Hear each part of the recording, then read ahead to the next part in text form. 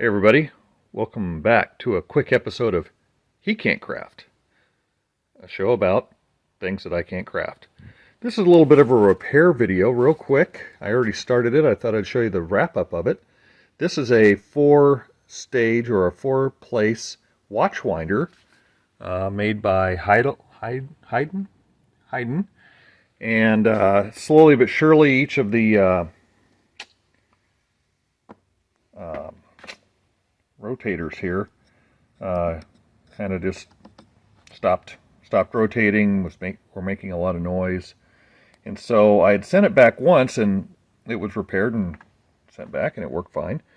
And then it just started to degrade, and the company said, well, we don't support this one anymore, so buy one of our new ones. So I did, and then a couple of these still kind of worked, like this one and this one, and so I figured, well, if they fixed it, I bet I could fix it too. So I went after it, and you can kind of see over here, right here, where I thought, well, maybe you go in and you remove these, which I did. So you remove all these, and then you remove this whole plate that everything sits on. Well, that's not what you do. You do have to remove the cups and get them back on in the right spot, and I'll show you in a minute why that's the case. But what you do is, flip this over, you very carefully peel back the felt here, and then you remove a screw on each side so that this bottom piece pops off. And there you go. So, they had replaced this one. I went on the Amazon and found this one to replace the other pink one. So they've gone from purple to pink, which I don't think matters, but there you have it. But what I also found once I was opened, because I figured, well, all these are crapped out, some were spinning freely, others not so much, in the bottom were the drive belts, or rubber gaskets, or whatever you want to call them. So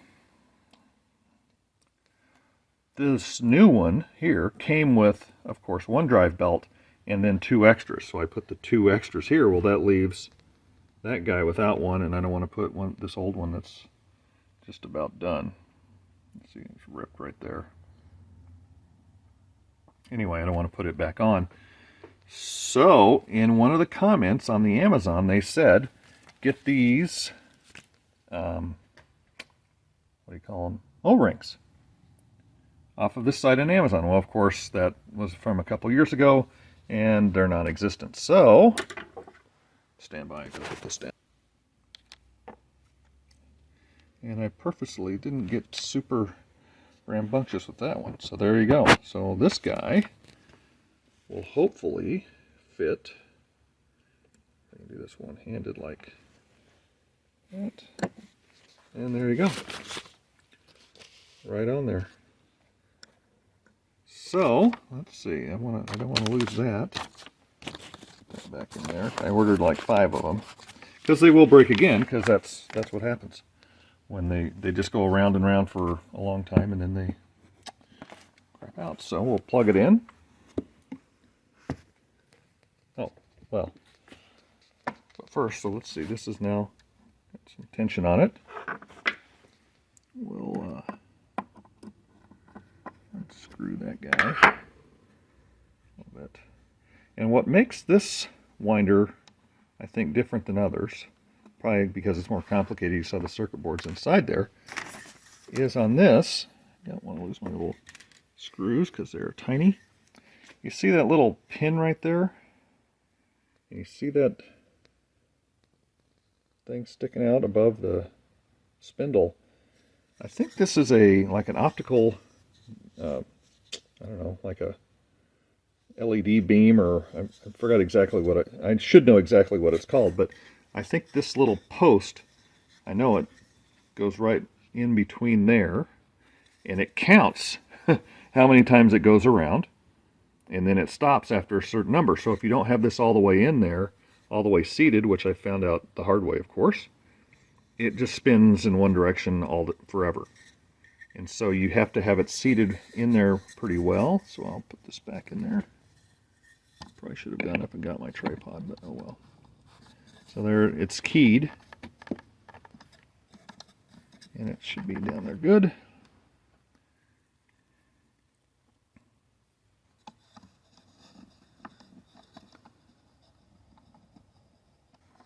Screw that in.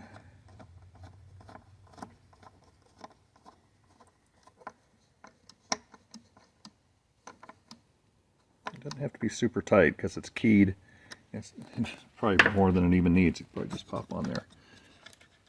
Okay, so that, and then these are the little fuzzy covers that cover the screws. Which of it, I don't think I've got enough of them left, so I'll just put this one on there. That, I don't know where those fuzzy covers went. That's okay.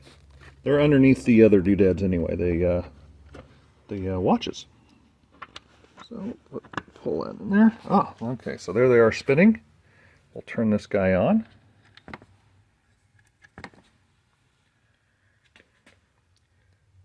Stopped. Let's see the far right one.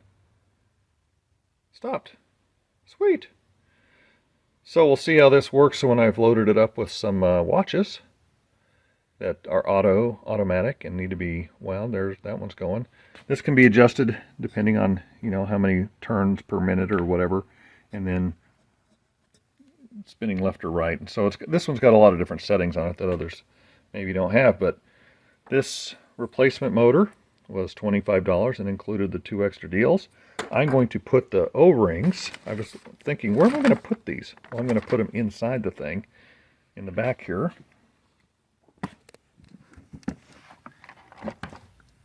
It's just paper. I'll just put these in there, then I'll know where they are. It shouldn't matter. They're not going to. Yeah, that'll work. And then I'll put these screws back in and button it back up. So there. That's the Heiden watchwinder repair, sort of, and where you can get these O-rings from eBay from Bill Swint in Bishop, Georgia. So there you have it. Hey everybody, have a nice day. More to come on He Can't Craft.